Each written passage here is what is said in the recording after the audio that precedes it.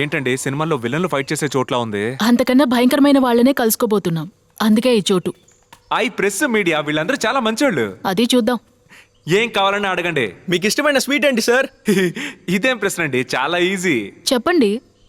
కేసరి. కేసరి కాషాయ రంగు. అంటే మీరు హిందుత్వాన్ని సపోర్ట్ చేస్తున్నారా?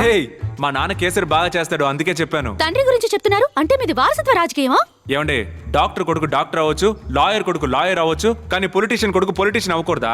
So are you product of nepotism like Alia Bhatt, Hrithik Roshan? Alia Bhatt, Hrithik Roshan Bollywood యాక్టర్సే కదా. అది మీకెలా తెలుసండి? ఏమండి, అందరికీ తెలుసు. మనం అందరూ పానీపూరీలు తింటున్నాం, హిందీ సినిమాలు చూస్తున్నాం. అంటే మీరు హిందీ సినిమాలు మాత్రం చూస్తున్నారు, తెలుగు సినిమాలు చూడరా? తెలుగు సినిమాలు చూడకుండా ఎలా ఉండగలం అండి? పవర్ స్టార్ సినిమాలు అంటే పిచ్చి నాకు. అయితే మీరు ఈ పార్టీ వదిలేసి ఆ పార్టీలో చేరబోతున్నారా? నేనెందుకు వెళ్తాను? ఆయన సినిమా చూస్తే ఆయన పార్టీలో చేరిపోతానా? నేను నైట్ మలబార్ పోలీస్ అనే సినిమా చూసాను, అందుకని కేరళకు సెట్ అయిపోనా? అంటే మీరు తెలుగు వారు కాదు, పరాయి నుంచి వచ్చారన్నమాట, అవునా? నేను స్వచ్ఛమైన తెలుగువాడిని. తెలుగువాడెవరు తెలుగువాడని చెప్పుకోరు. మీరు చెప్తున్నారు మీరు తెలుగువారు కాదు. నేను నిజంగా తెలుగువాడినండి. తెలుగువాడిని వేరుగా మాట్లాడుతున్నారు. మీరు ఇండియన్ కాదా? ఇండియన్ కాకపోతే పాకిస్తానా? పాకిస్తాన్ గురించి మాట్లాడుతున్నారు. మీరు ఇస్మాల్ ముజాహిదీన్ గ్రూప్ కి చెందినవారా? ఇంజమాముల కంటే ఈ క్రికెట్ ఆడతాడే ఆయనేగా.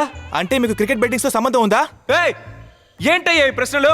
ఇలాంటి ప్రశ్నలు అడిగితే మన దేశం వల్లకాడవుతుంది. పోయా, నేను వెళ్తాను. ఏంటండి ఇష్టమైన స్వీట్ ఏంటి అని అడిగింది, ఇప్పుడు తీవ్రవాది అంటున్నారు.